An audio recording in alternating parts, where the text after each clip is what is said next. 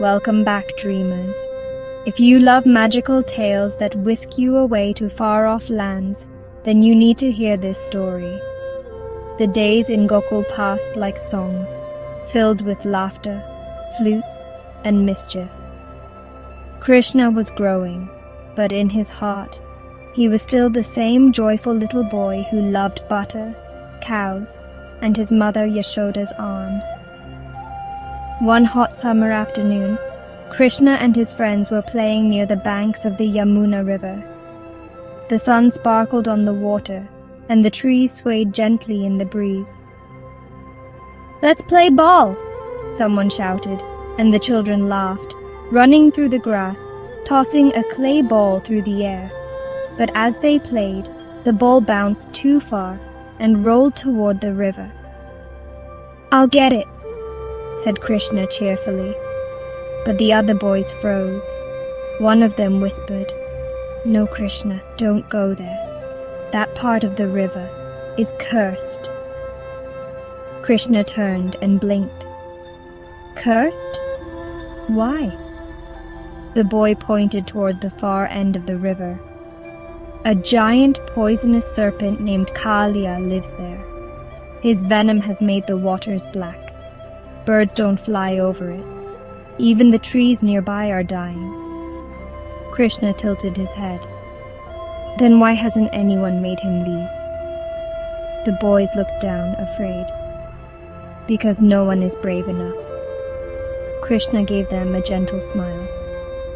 "Then I suppose it's time someone was." Without another word, he walked toward the dark waters, his feet quiet, his heart calm. The Yamuna grew still. Even the wind stopped to listen. He stepped onto a branch and leapt into the river with a splash. The waters churned, and within seconds, Kalia rose, huge, black, and furious. His eyes burned like fire.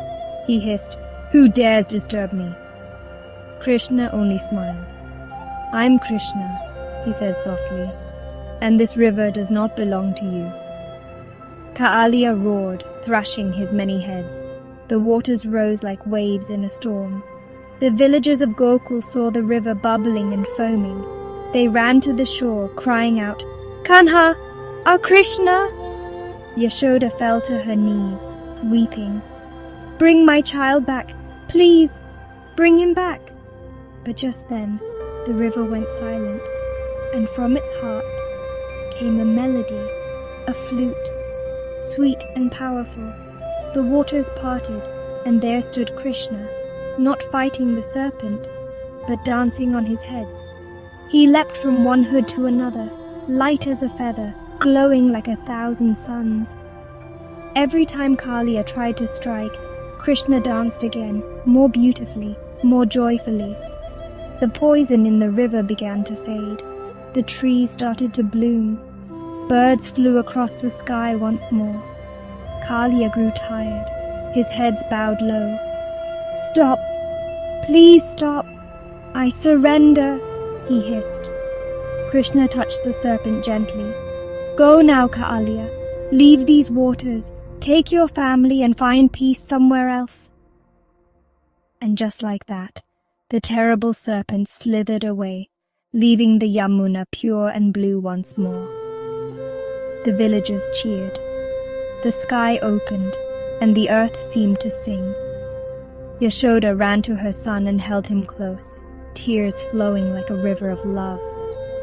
"Oh, Kanha, are you hurt?" Krishna smiled and whispered, "I'm fine, Ma. You see, I was just dancing." That night, Gokul slept peacefully. The river flowed gently under the moonlight. Krishna, curled in his mother's lap, slowly drifted to sleep. Yashoda looked at him and thought, "He is so small, yet so mighty. He is my child, and something far greater." And once again, she chose not to question the mystery, only to love him with all her heart. Moral of the story: courage isn't about fighting with anger. It's about standing up for what is right, with calmness, kindness, and love. Even the most dangerous things can change, if faced with grace instead of fear.